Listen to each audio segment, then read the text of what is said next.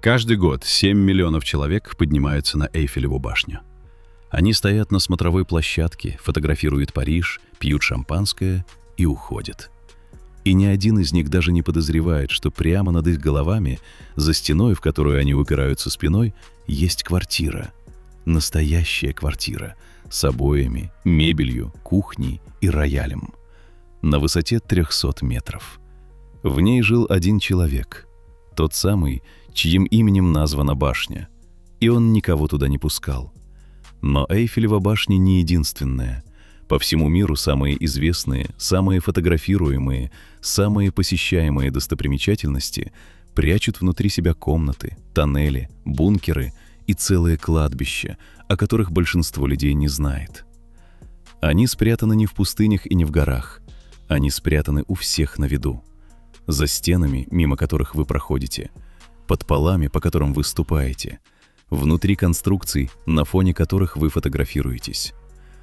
Вы буквально прикасаетесь к ним руками и не подозреваете, что за сантиметрами камня, меди или кирпича начинается другой мир. Сегодня мы откроем 7 таких мест, самое жуткое в конце. Начнем с Парижа. 1889 год. Густав Эйфель только что завершил строительство самого высокого сооружения в мире. Башня задумывалась как временная конструкция для всемирной выставки, посвященной столетию Французской революции. По условиям договора ее должны были разобрать через 20 лет, в 1909 году. Эйфель это знал, и он придумал, как спасти свою башню. На 3-м уровне, на самом верху, выше смотровой площадки, куда пускают туристов, Эйфель построил себе личную квартиру – 100 квадратных метров. Стены обшиты теплыми обоями с узором пейсли, деревянные шкафы, обеденный стол, кухня, ванная и рояль. На высоте, где гуляет ветер и далеко внизу лежит весь Париж, Эйфель обустроил себе кабинет ученого. Рядом с квартирой он оборудовал лабораторию для метеорологических наблюдений, экспериментов с атмосферным давлением и позднее опытов с радиопередачей. И вот в чем был гениальный расчет. Эйфель приглашал в свою квартиру самых известных ученых и изобретателей мира. Томас Эдисон поднимался туда и подарил Эйфелю один из первых фонографов. Ученые проводили на башне эксперименты, которые невозможно было повторить на Земле. Башня перестала быть просто аттракционом, она стала научной станцией, а научную станцию нельзя сносить. Когда в 1909 году пришел срок демонтажа, правительство Франции не решилось тронуть конструкцию, которая к тому моменту уже использовалась для радиосвязи с военными. Эйфель спас свою башню с помощью квартиры, которую никто не видел. Парижские аристократы завидовали и предлагали огромные деньги за возможность провести там хотя бы одну ночь. Эйфель отказывал всем. Квартира была только его. Говорят, что даже его друг Томас Эдисон, поднявшийся на вершину после своего визита в Париж, не мог остаться дольше, чем на несколько часов. Эдисон подарил Эйфелю фонограф, одно из первых записывающих устройств в мире. Эйфель подарил ему вид из окна, который стоил дороже любого механизма. Сегодня она все еще существует. Обои на месте, мебель на месте, рояль на месте. В квартире стоят восковые фигуры Эйфеля и Эдисона, воспроизводящие сцену их встречи. Посетители, добравшиеся до 3-го уровня, могут заглянуть через стекло, но войти внутрь нельзя.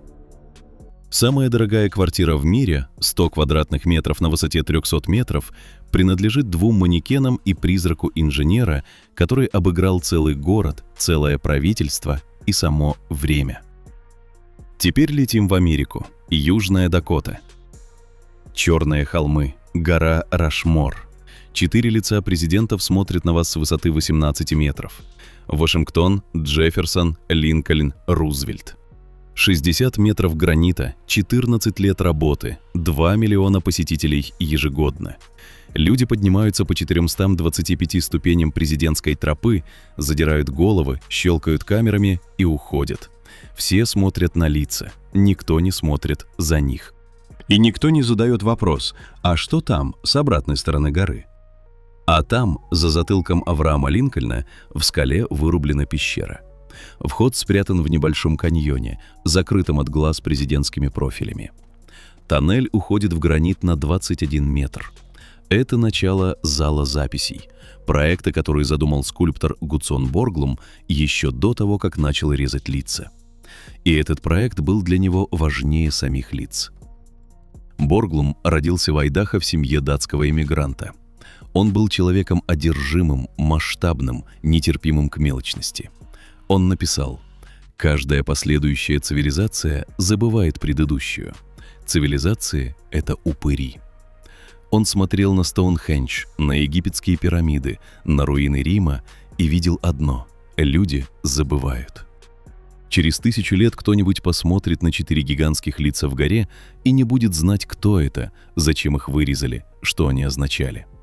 Нужно оставить объяснение. Нужно спрятать его так, чтобы оно пережило все. Его план был грандиозен до безумия. Лестница длиной 240 метров должна была подниматься по склону горы к входу в зал. Над дверью бронзовый орел с размахом крыльев 11 метров и надпись «Поступь Америки вперед». Внутри зал размером 24 на 30 метров, вырубленный в цельном граните. На потолке крест, указывающий на полярную звезду. На стенах фрески с историей освоения Запада. В бронзовых и стеклянных витринах оригиналы Конституции, Декларации независимости, Билля о правах. Бюсты 20 с лишним великих американцев, от Бенджамина Франклина и Александра Гамильтона до Александра Грэма Белла и братьев Райт.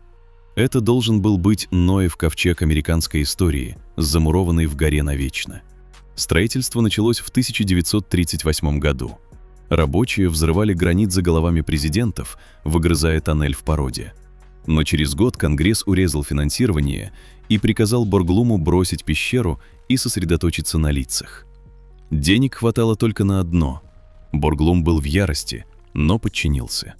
Он умер в марте 1941 года, за несколько месяцев до того, как работы на горе были окончательно остановлены. Тоннель остался пустым. Недостроенный вход в зал, который должен был рассказать будущему о прошлом, замер в темноте на 57 лет. В 1998 году группа специалистов вернулась в пещеру. 16 фарфоровых панелей, покрытых эмалью, были выгравированы текстами Декларации независимости, Конституции, биографиями 4 президентов и историей создания мемориала. Панели уложили в ящик из тикового дерева. Ящик поместили в титановый контейнер. Контейнер опустили в углубление в полу пещеры.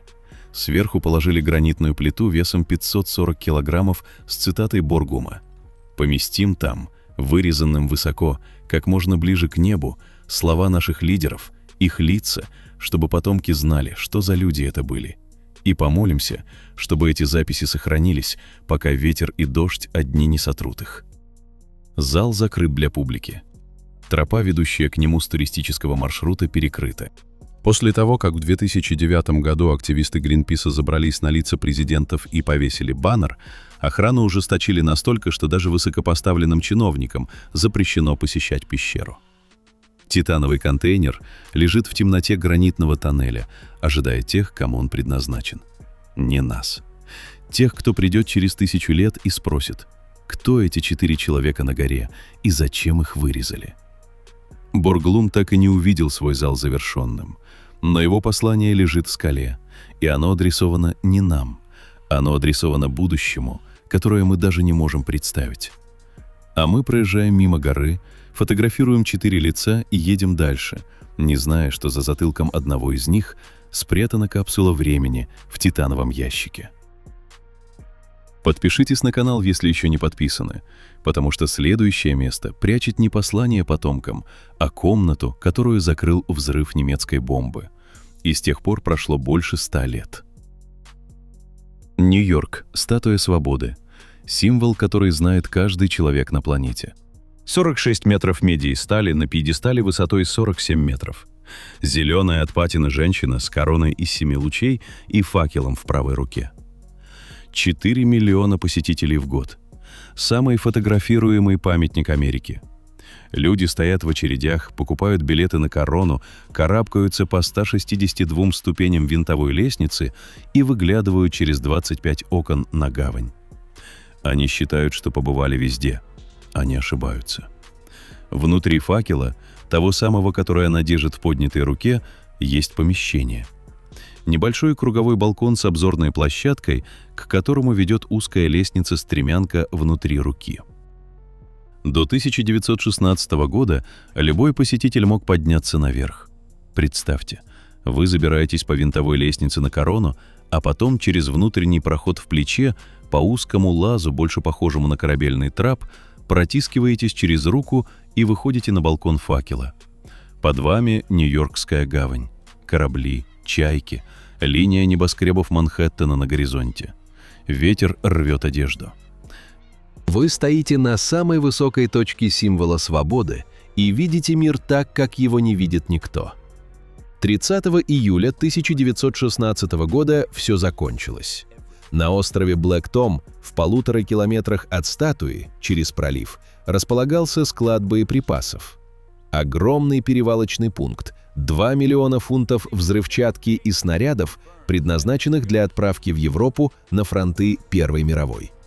США формально сохраняли нейтралитет, но американские заводы штамповали оружие для Британии и Франции. Немецкие агенты решили это прекратить. Они проникли на склад и в 2 часа ночи подожгли запалы. Взрыв был чудовищным, эквивалент землетрясения магнитудой 5,5. Его зафиксировали сейсмографы в Филадельфии в 150 километрах. В Манхэттене вылетели витрины на Бродвее. Осколки металла пролетели 1,5 километра через залив и впились в медную обшивку статуи, оставив вмятины, которые видны до сих пор. Ударная волна толкнула руку с факелом, сместив внутренний каркас из заклепок. Конструкция деформировалась. Лестница внутри руки стала небезопасной. С того дня факел закрыт для посещений. Больше 100 лет. В 1984 году оригинальный факел сняли и заменили новым, покрытым сусальным золотом в 24 карата. Старый факел, почерневший и помятый, сейчас стоит в музее на острове Свободы. Но лестница внутри руки все еще существует, и помещение наверху все еще существует. Туда поднимаются только техники для обслуживания. Они видят то, что не видел ни один турист за последние 100 с лишним лет. Комнату над Нью-Йорком, которую закрыла немецкая диверсия и которую так и не открыли, в том числе из-за соображений безопасности после 11 сентября. Люди думают, что корона – это вершина статуи свободы. Нет, вершина – это факел. И на ней есть комната, в которую вас никогда не пустят. Остаемся в Нью-Йорке. Бруклинский мост. 140 с лишним лет он соединяет Манхэттен и Бруклин. Каждый день по нему проходят десятки тысяч людей. Пешком, на велосипедах, в машинах. Они смотрят на линию небоскребов, на Ист-Ривер, на корабли внизу. Это один из самых фотографируемых мостов в мире. И один из самых скрытных. Потому что внутри его гигантских каменных опор, в тех самых гранитных башнях, которые видны за километры, спрятана целая система помещений. И у них 3 совершенно разных жизни. Жизнь первая – вино. Когда мост начали строить в 1870-х годах, главный инженер Вашингтон Рёблинг столкнулся с проблемой. На обоих берегах реки стояли здания, которые мешали строительству подъездных рамп. Среди них были винные склады. Рёблинг не стал их сносить. Он встроил хранилище прямо в конструкцию моста. Под массивными каменными анкерами в глубоких сводчатых помещениях, где всегда темно и постоянная температура около 16 градусов, разместились винные погреба. Идеальные условия для хранения. На манхэттенской стороне арендовала пространство компания Lutis & Co., на бруклинской – Rekis Wine. Манхэттенский погреб назвали «Голубой грот». Стены расписали фресками. Виноградники Германии, Испании, Италии, Франции. Внутри лабиринта сводчатых коридоров хранились бутылки со всего мира. Аренда приносила городу деньги, которые шли на погашение стоимости строительства. Погреба просуществовали до 30-х годов XX века. Потом о них забыли. В 1978 году Кто-то случайно спустился внутрь и обнаружил на стене выцветшую надпись: «Кто не любит вино, женщин и песни, тот остается дураком на всю жизнь». Фрески побледнели, но еще читались. Бутылок не было, но воздух, по словам очевидцев, все еще пах старым деревом и чем-то кислым, как давно высохшее вино. Жизнь вторая. Холодная война. В 2006 году городские инженеры проводили плановую инспекцию моста. Том Уайтхаус, мостовой инспектор, открыл дверь в одну из каменных арок на Манхэттенской стороне. За дверью он увидел штабеля коробок с надписью «Гражданская оборона». 352 тысячи высококалорийных галет, металлические канистры с водой, медикаменты, бумажные одеяла. Лекарство от шока. Полностью укомплектованное убежище на случай ядерного удара, заложенное в разгар холодной войны и забытое на 40 с лишним лет. Уайтхаус рассказал репортеру NPR, стоя в бункере с фонариком. Когда я вошел, все было на месте. В правильном освещении можно разобрать дату на коробках. Октябрь 1962. Октябрь 62. Месяц Карибского кризиса. Кто-то в городской администрации в те дни, когда мир стоял на грани ядерной войны, привез в каменное нутро моста запасы на случай, если бомба упадет. А потом кризис миновал, и бункер забыли. На полвека. Жизнь третья. Пустота. Бруклинская сторона моста содержит еще 8 помещений внутри анкерных камер, спроектированных архитектором Джоном Рёблингом. Когда-то планировалось превратить их в торговые площади. Не сложилось. Комнаты использовались как склады, потом были закрыты после 11 сентября из соображений безопасности. Сейчас они стоят пустые.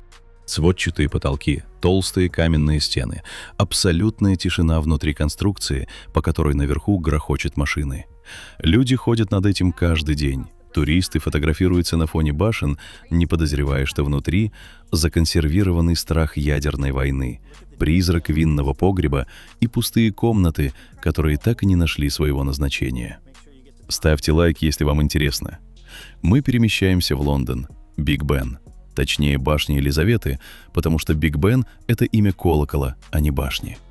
Колокол весит 13,5 тонн, и когда он бьет, звук слышен на расстоянии нескольких километров.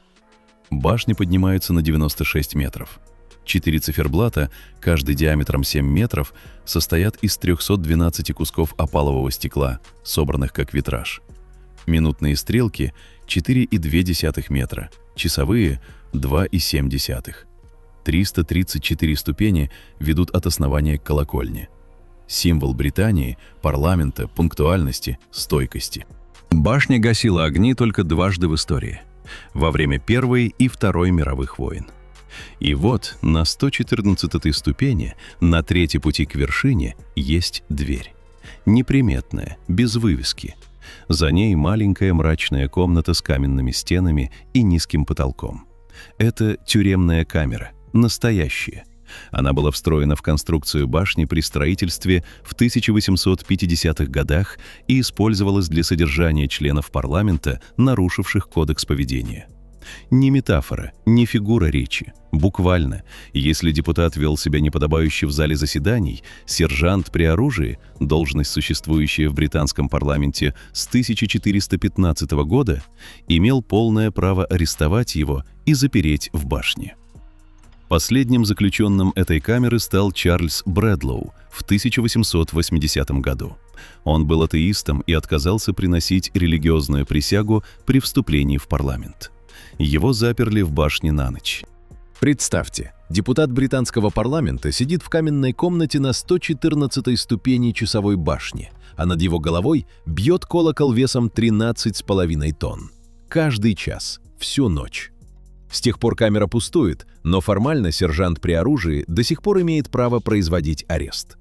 Камеру не показывают туристам. К ней ведет отдельная дверь, доступная только из определенного коридора парламента. Сейчас в ней заседает комитет по петициям, но стены помнят. Перемещаемся на другой конец мира – Китай. Великая Китайская стена – 21 тысяча километров, самое длинное сооружение, когда-либо построенное человеком. Ее видно из космоса. Нет, на самом деле не видно, это миф. Но она настолько огромна, что изучать ее по-настоящему начали только в 21 веке, и то, что нашли, поразило даже тех, кто занимался ею всю жизнь. Команда ученых из Тяньцзинского университета под руководством профессора Джан Юйкуня 4 года изучала исторические документы династии Мин и сканировала стену дронами с сантиметровым разрешением.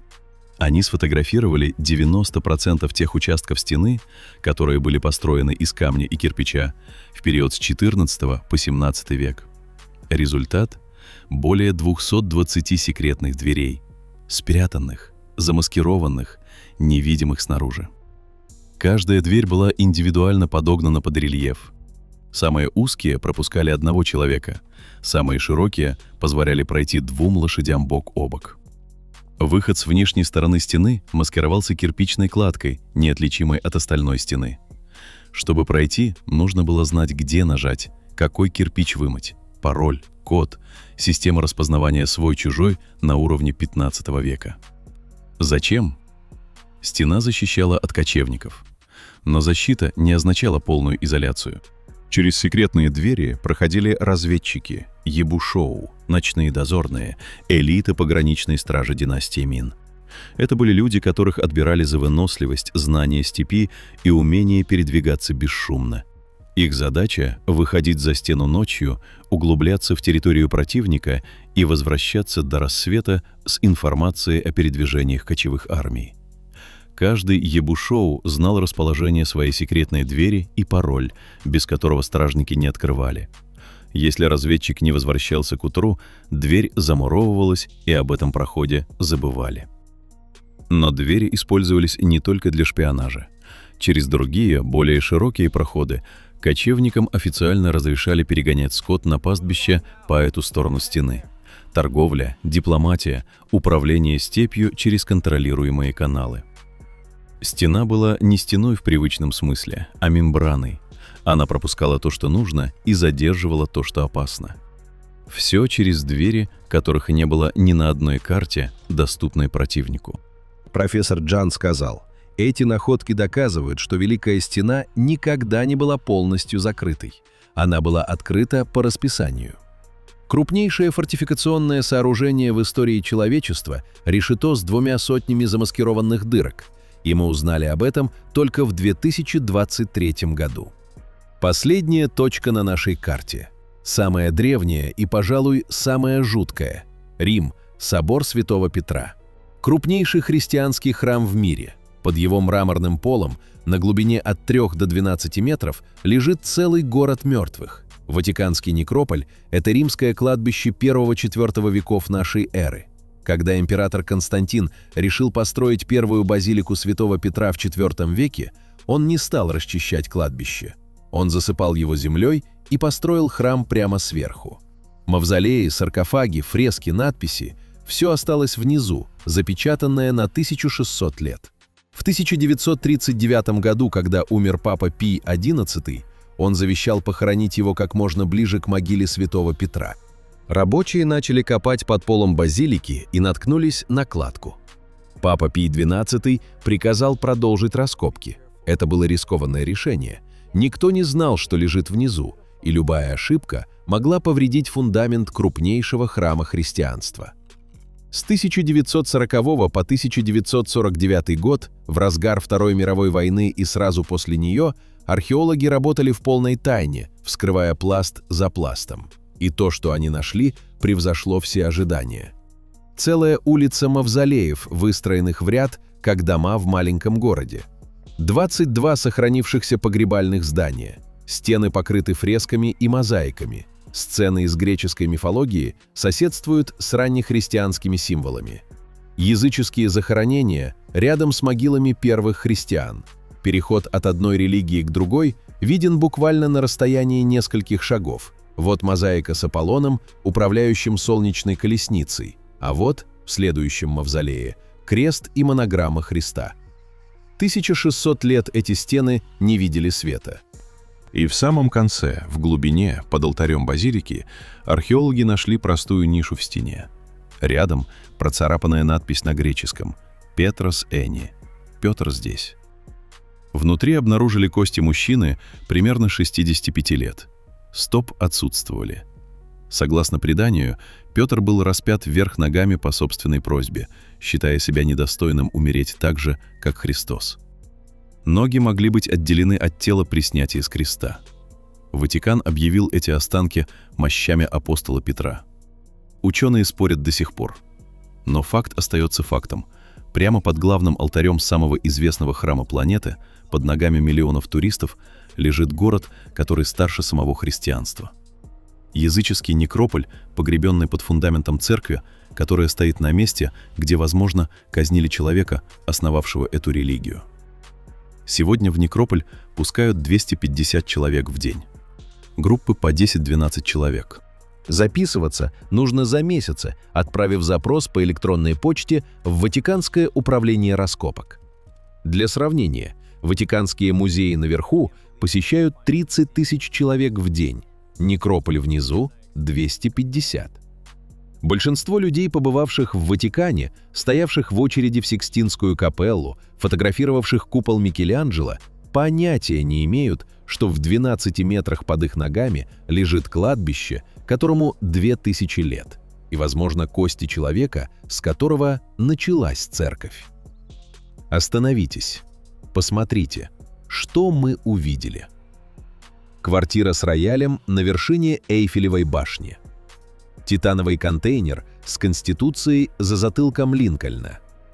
Комната в факеле статуи Свободы, которую закрыл немецкий теракт больше 100 лет назад. Винные погреба и ядерный бункер внутри Бруклинского моста. Тюремная камера для депутатов часовой башни британского парламента. 220 замаскированных дверей в Великой Китайской стене. И город мертвых под полом главного храма христианства. 7 мест. 7 секретов, спрятанных внутри достопримечательностей, которые видел весь мир. И знаете, что в этом самое поразительное? Не то, что они существуют, а то, что мы проходим мимо них каждый день.